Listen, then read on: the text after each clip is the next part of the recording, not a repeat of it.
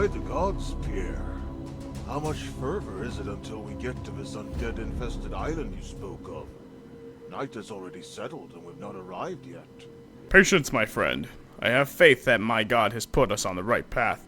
Forget not that our location is harder to see due to the fog we passed by on the way here. That may be so, but I must ask if we've not maybe gotten lost on the way.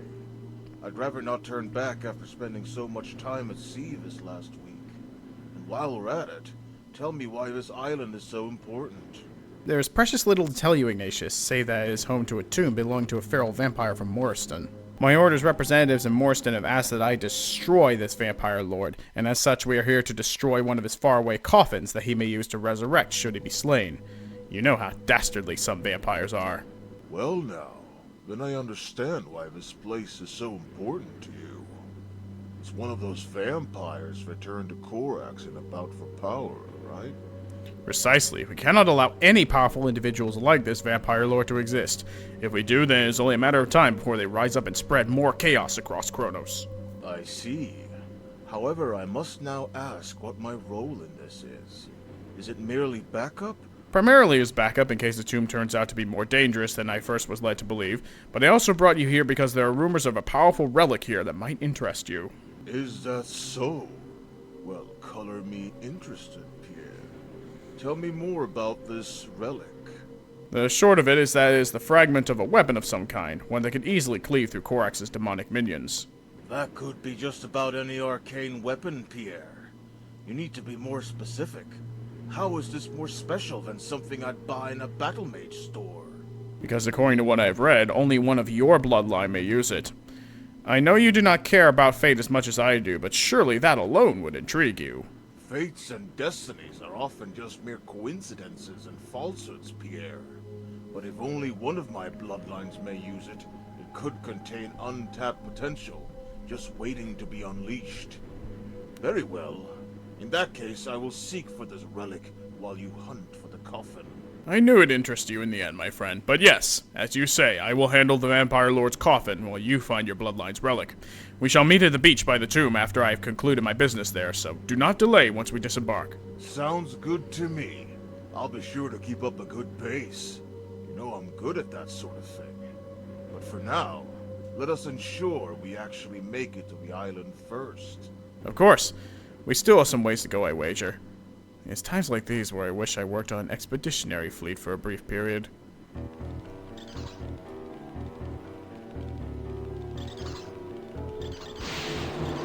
Be prepared, because anything can be lurking within the mists. Scrolls like this one on the ground can be read by pressing the interact key. They contain lore and sometimes hints. And yeah, Greens to all may be watching this playthrough of Mists of Mauristen, Argonian Lord's most recent work. This place is too dangerous for grave robbing. The dead themselves walk the halls, and from the stench alone I can tell others have tried and failed to rob this place in the past. I have to go back home and find some other tombs to rob. Hopefully they'll be empty of the undead.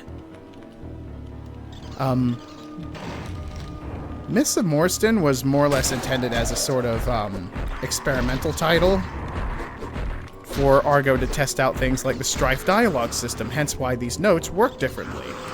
But it does, of course, feature custom bad guys. Most notably, these ghouls. Get used to seeing those ghouls, by the way, because we will be seeing a lot of them.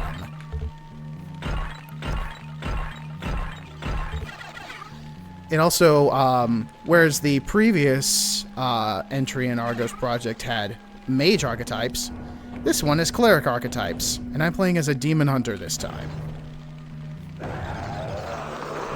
And yes, I am again playing with my prototype build of the Raven's Craze.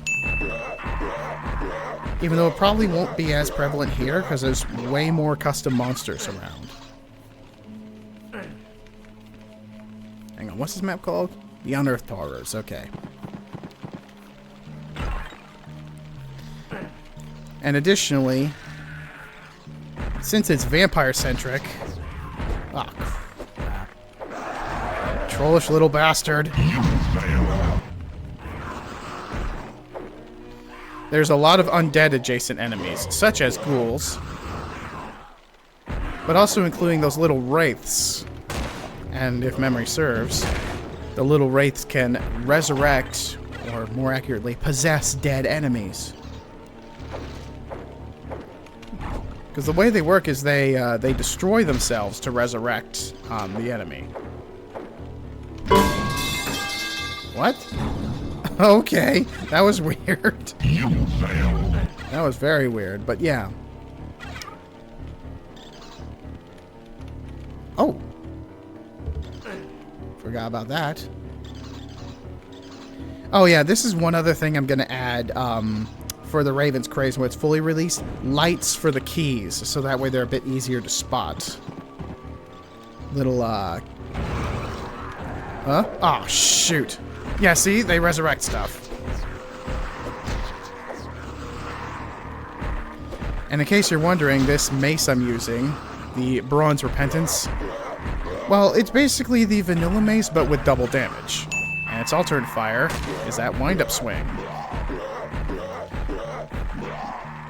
The Paladin's starter weapon behaves the same way, except its alt fire is a shield instead of a wind-up strike. And the Light Wielder...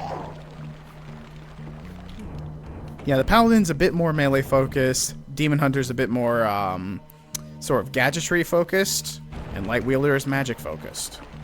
So the Light Wielder, his starter weapon is this, like, crystal that can be used as a melee weapon.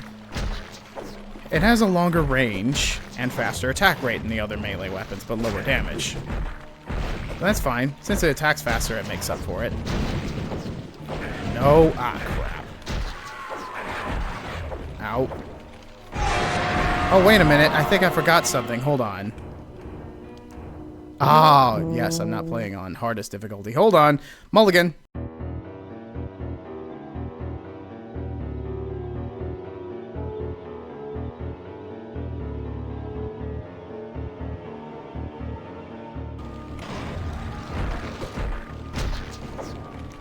Unfortunately, not much has changed between the previous prototype build of Raven's Craze that I used in Descent into the Abyss and this one. Proven very taxing to program. Nope. Yeah, nice try.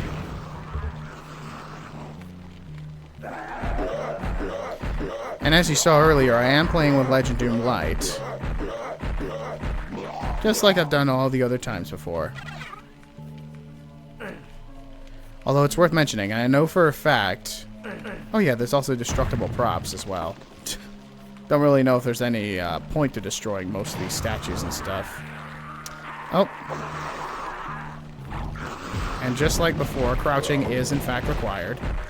That's why these doors exist, by the way. You have to crouch to get under them.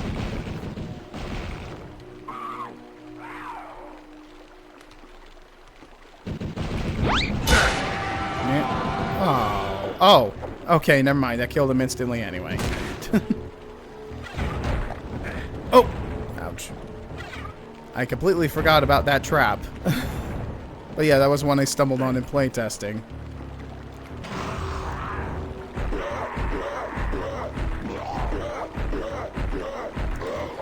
And yeah, since these ghouls mostly fulfill the same purpose as Ettins in this mod, just melee guys who run at you and do that.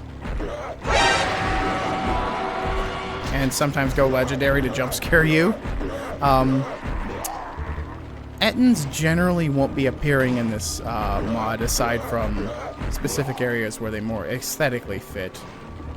As you may remember from earlier, they're described as a nether fiend. Hey, dude. Yeah, these are quite dangerous to fight with nothing but the base weapon on max difficulty. Ooh. Aha! There we go. So I did need to come this way. I thought there'd be something mandatory here. Oh yeah, there's also another thing from Strife that Argo wanted to test. Money. There's money and therefore shops. Obviously none of them are around here, but we'll be seeing them later. Don't you worry.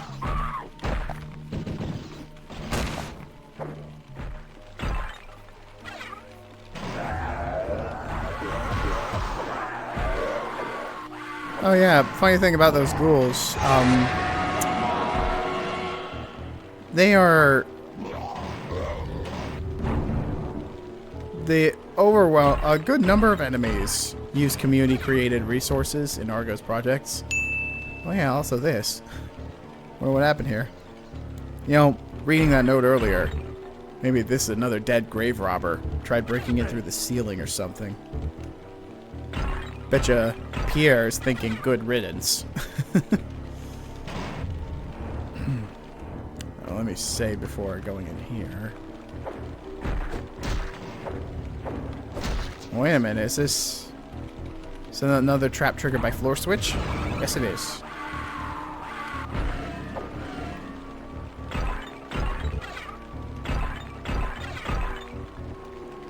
Okay. Oh, hi, Mark. Oh. Okay, hello. I don't think I found this during my playtesting run. Right, I think I've cleaned up just about everything here. Now it's time to get the blue mana weapons. The Paladin gets the Ephemeral Glaive, which is a melee weapon that powers up a shield to reflect projectiles. The Light Wielder gets a wand called the Luminous Ember that shoots a sort of flaming shotgun type weapon. And I get the Copperhead Crossbolter. Remember that guy? Radical, I tire of your persistent delays. Have you gotten any closer to securing us those sorcerer vampires? You will have them soon. I've destroyed the last of Heinrich's coffins, which means that when I inevitably slay him, he will be unable to return to life once again. Then see to it that you travel to Mauristen with great haste. Plans for my return is at hand, and I need those forces if we are to conquer Kronos once more. I understand. I will travel there immediately and get this over with before... There is an intruder behind you, Radical. Deal with them and then travel to Mauristen immediately. I cannot tolerate further delays from you. And here I was thinking it wouldn't see I me. don't have time for this trifle. Kin, deal with this intruder. I must depart. So Radical, as you may be aware, is a vampire. But he is a specific type of vampire. A Strigoi vampire. These are some of his lesser kin. If I could hit them, there we go. That other vampire already beat me to it. And he's in league with Corax. I'll have to report this to my order and work it out from there. A vampire lord in league with Corax can only mean further trouble for Mauristen. Most Strigoi vampires are in league with Corax. No doubt this means I'll also be sent off to Mauristen to investigate as well. So be it. I'll rest easier if I could see this to its end. Now it's time to return to the boat. Hopefully Ignatius has already returned by now. I hope he's had better success than I. There you are, Pierre. How did you fare? Is the deed done? Yes, but not by my hand, unfortunately. Some other vampire lord in Corax's employ already destroyed the coffin. How did your quest go? Well enough. I found what you spoke of. Sounds like you just got more work to shoulder for your order, Pierre. Be careful. Dealing with one feral vampire is one thing, but two? That might be enough even to challenge the likes of Baratas and Perius.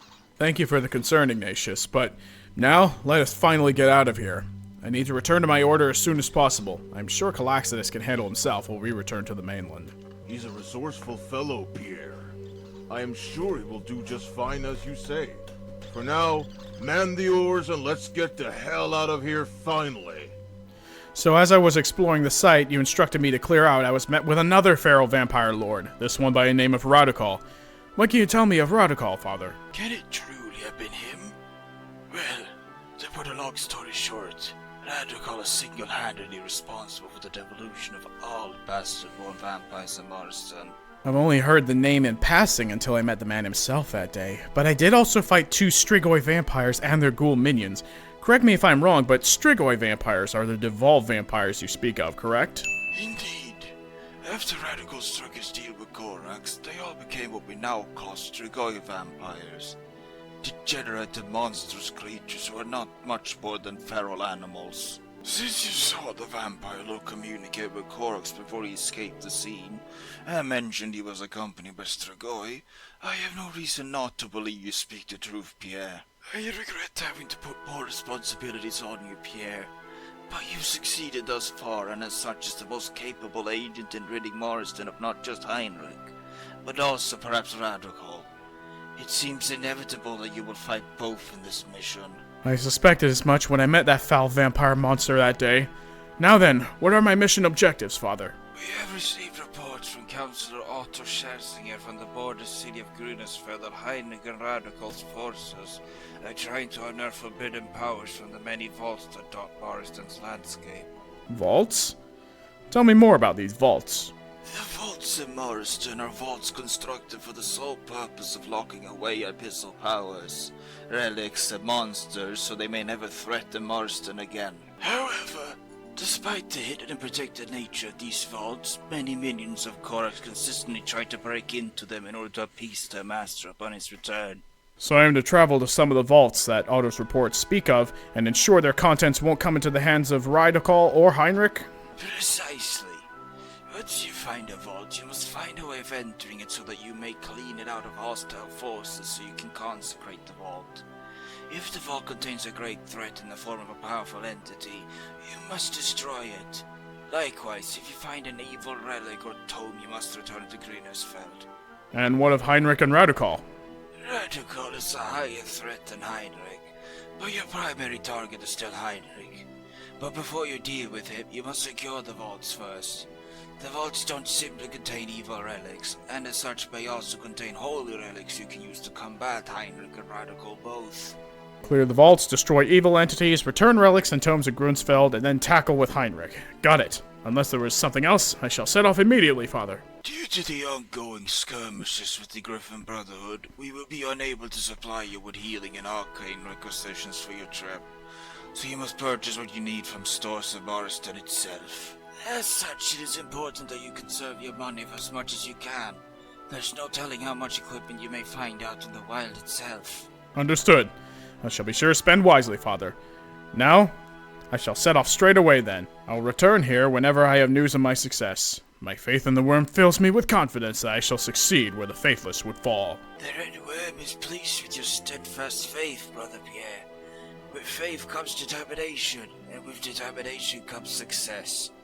Go forth now and return once the vile Heinrich has been slain. Red Worm be with you, Father, as he is with me. Until next we meet, for I am certain we will meet once again.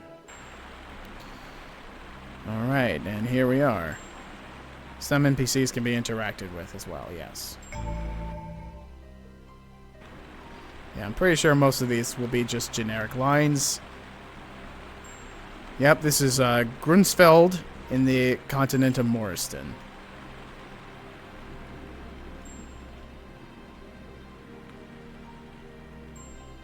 And just to remind everyone, the this is the Arcanum shop. You can buy various magical supplies here. When did I get 80 friggin' coins? Oh, whatever. Let's see, is this... Okay, yeah, this is another arcane shop that sells a different repertoire of items. I think Argo said he discovered that you can only add a maximum amount of specific dialogue options to one NPC or something. And I believe the council chamber where I need to go is this way. Welcome to the council hall, faithful cleric of the Red Worm. Otto and the others have already gathered inside, so go on through. And yeah, the Red Worm Church is what became of the original Church of Kronos. And they are in league with the vampiric rulers of Mauristen, as you can see here. Welcome to Grünesfeld, Cleric of the Red Worm. I am Councillor Otto. I trust you are the one the church has sent to investigate the 5 nearby vaults. Correct. Where should I begin? Travel to the nearby settlement called Rotenburg. The mayor, Brunhilda, can offer you more detailed information about the vaults.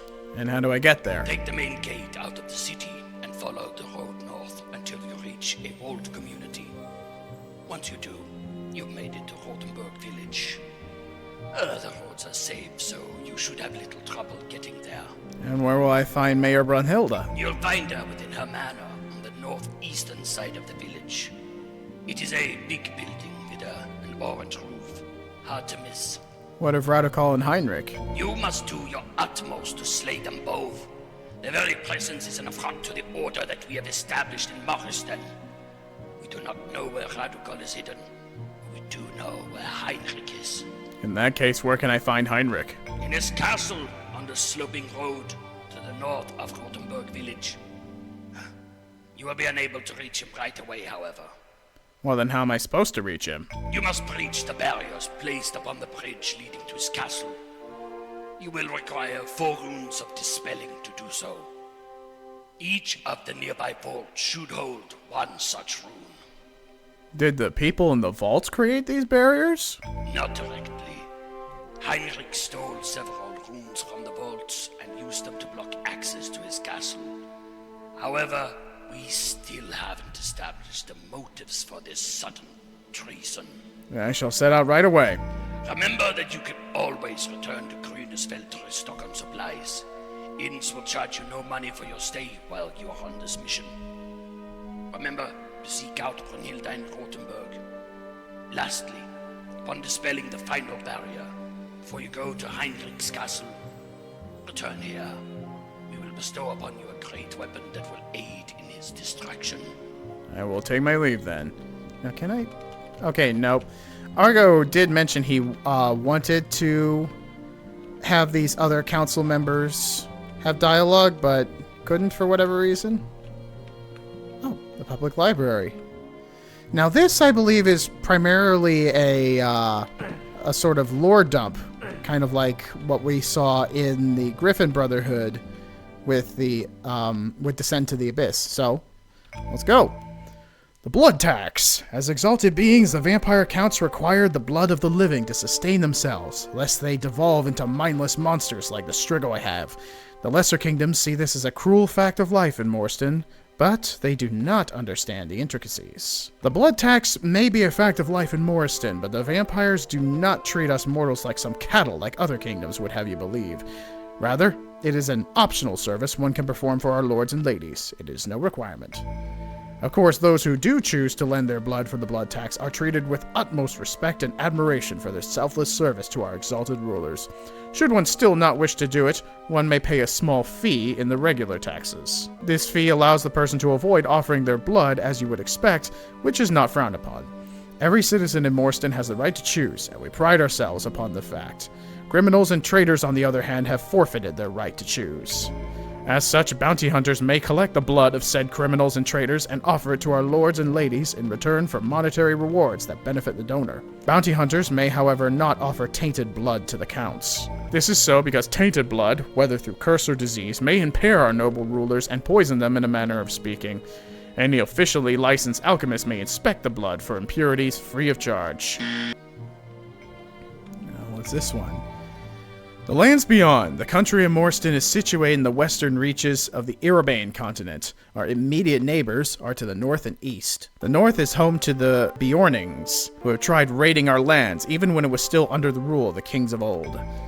Warlord Karl Schelsinger was once a member of the Bjorning Society, but was exiled on the conditions that he brought more bloodshed to the northern lands than the people were willing to partake in. Ever since, he has personally overseen the defense of Mauristen from the Bjorning's raids. The northern lands also feature some of the colder regions of the Irabane continent, where the winters are long and the summers short. This is in stark contrast to our neighbors to the east, the Dristel Kingdom, where it is temperate all year round everywhere excepting the tallest peaks of the Lost Gods Mountains. The Dristel Kingdom populace is divided into 3 separate groups: the Redworms to the east near the border, the people of Soibelard, and the Dristels. None of these 3 see eye to eye in any way, or shape, or form, and as such hostility is always on the horizon. With the exception of the Redworms, all the Dristel Kingdom fear Mauristen and its rulers, enough so that when the Soibelard dynasty was in power, they erected a great wall between our kingdom and their kingdom. Though he prides himself on being open-minded, King Selroy I fears us much the same as when the Soibelard kingdom was in power. Little is known what lies to the north of the Dristel Kingdom, save for the settlements of the Beastmen, Griffin Mages, and Bronze Wolf Legionnaires. They all trouble these areas for any outsiders that dare trespass. The only other known land neighboring Dristel is Zunda's marvelous Heavenly Empire to the east, which is famously known for inventing gunpowder. Cities of Mauristen. Mauristen is home to a great host of cities and settlements, but the foremost cities are Grunsfeld, Silberheim, Wiedenstadt, Eisenstadt, and the capital Lubis. Beyond these is the Eyrie, where the ancient vampires reside, and have resided since they first arrived here centuries ago, but very few mortals are allowed there, save for their Kenku servants of the vampires themselves. Grunsfeld is the southeasternmost city of Mauristen, situated closely to many other farming communities, as well as the Great Wall that separates Mauristen from the Dristal Kingdom. Grunsfeld is a prosperous city, and the first stop for many who travel beyond the wall. It is also famously run by a council of mortals and vampires, where each member represents the various factions of our community. Silberheim, to the northeast, is home to the Council of Bones, the foremost arcane institution in all the country, so named for the various silver mines that were discovered there upon the city's initial founding. Necromancers make up a large chunk of the populace of the city, but plenty of common folk live there as well, in addition to the lower citizens of the vampire nobility. Wiedenstadt, in the near central of the kingdom, is ruled by Vivian Schwarz, the daughter of Heinrich and Katrine Schwarz of Eisenstadt. It is primarily known for its exports of willow-based furniture and decor. The trees are famously said to be sentient and agree to being trimmed so the exports may be produced in the first place. As previously mentioned, Eisenstadt is the home of Vivian Schwarz's parents, is the industrial heart of Mauristen, and lies to the northwest from Wiedenstadt. Here, great factories produce anything from weapons to armor. Criminals who wish to escape harsher punishment are allowed to work in the factories as a form of labor to pay off their debts to society, but there are upstanding citizens who work there as well. Lastly is Lubis, the capital of Mauristen, and from where Queen Annika rules from the nearby castle Rabenstein. As a port city, it has seen much trade activity throughout the centuries. It was from here that the great ship Storm Maiden made her voyage to the Heavenly Empire and returned with the very first shipment of gunpowder. Okay, we won't be seeing Queen Annika, but I think Argo intends to have her voice sometime later. The Barrow Kings. Oh boy, this is going to get into some of the darker backstory. The dreaded Barrow Kings are the remains of the kings of old that once ruled Mauristen with an iron fist. Times were tough for the common folk then, and it remained so until the arrival of the ancient vampires. Upon their arrival, the bells of doom rang for the tyrannical kings of Mauristen. Something tells me there's a bit of propaganda in there.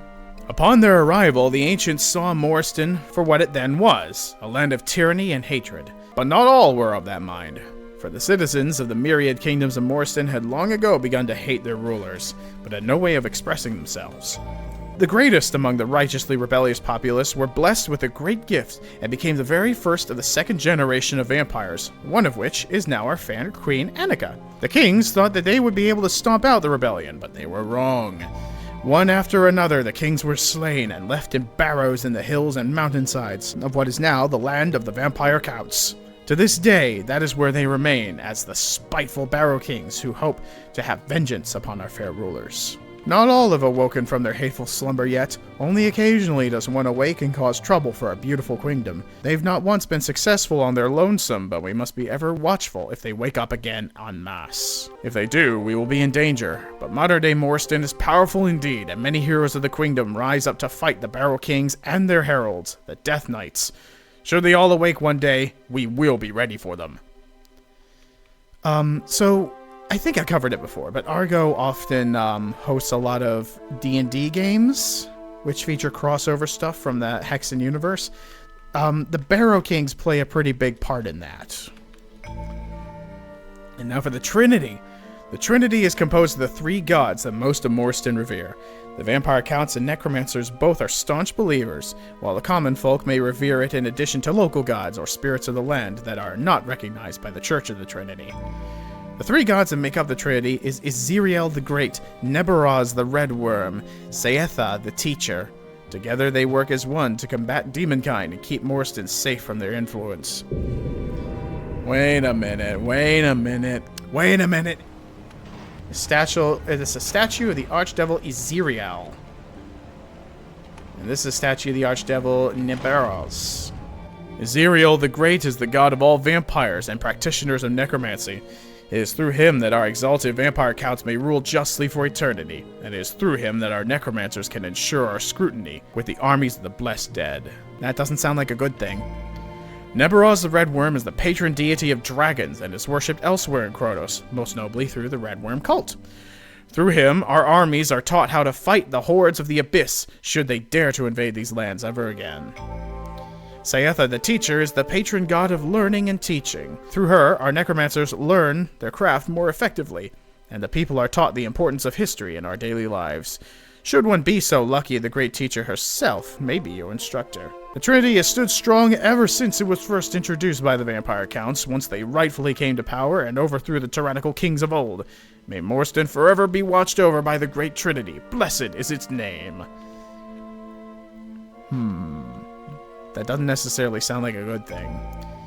The Council of Bones is the foremost arcane institution in Mauristen. Its primary institution is situated in the city of Silberheim.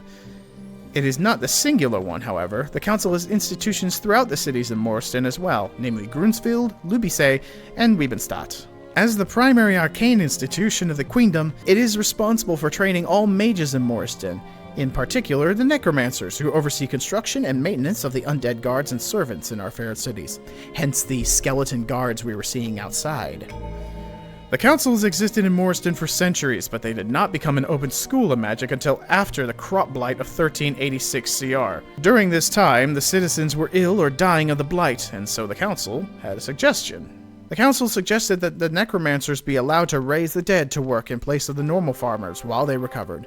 Begrudgingly, the citizens of Mauristen accepted, and as they recovered, they all warmed up to the idea even more.